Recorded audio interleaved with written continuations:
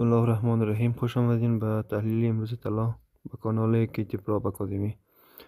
در قدم اول در تایم فریم هفتگی جهت روند، مقاومت های روند که هفته های پیش چی رقم مگر حرکت داشته، کدام سمت بوده و این هفته چطور اگر حرکت داره، چون به خاطر روز جمعه است و آخر هفته هستیم، به مخاطر دیدگاه میگیریم. از تایم فریم های بالا شروع میکنیم، چند تا خط میندازیم که بعضی از نوهای حمایتی و مقاومتی و بعدش میریم تایم فریم روزانه هم کارو میکنیم. در تایم فریم روزانه و 4 ساعته و یک هفته ای هم همینطور دیدگاه میگیریم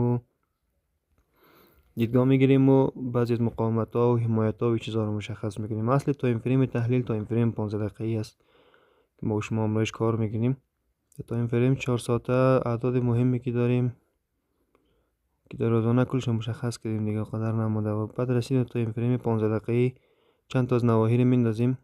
نواحی که بیس باشه، رالی بیس رالی، یعنی حرکت قوی باشه یک وقفه، بعدش حرکت قوی رو مشخص میکنیم که در این نواحی هم حرکت خوبی داشتیم و این ناحیه هایی که مشخص شد منتظر ورود میباشیم دیشان. و یک ناحیه دیگه هم در پایین میندازیم،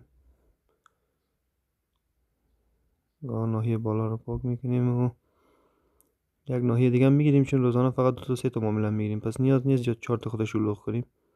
به مخاطر فقط چند تا ناحیه میندازیم و صبر میکنیم تا بهش برسه.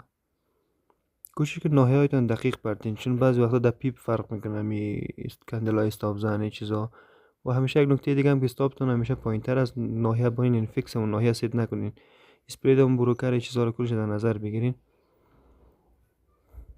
و نسبت شادویی هم میگیریم، چون کل شادویش اگه بگیریم باز ناحیه کلان میشه.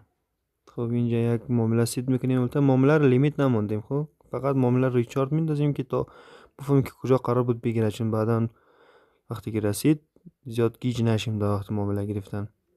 و یکی هم در این ناحیه میگیریم، چون در روزانه فقط 2 معامله میگیریم ما. و در این نواحی هم آلارم سیت میکنیم. ناحیه اول آلارمش سیت شد، ناحیه دوم هم آلارمش سیت شد.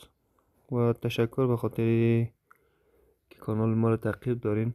انشالله هر روز این هفته خود نشد، یک ذره مشکلات بود به خاطر عید بود و چیزا بود. انشالله اثر از هفته‌های بعد کوشش میکنیم یک ذره منظم‌تر و دقیق‌تر کار کنیم. بسم الله الرحمن الرحیم. خوش آمدین به تحلیل امروز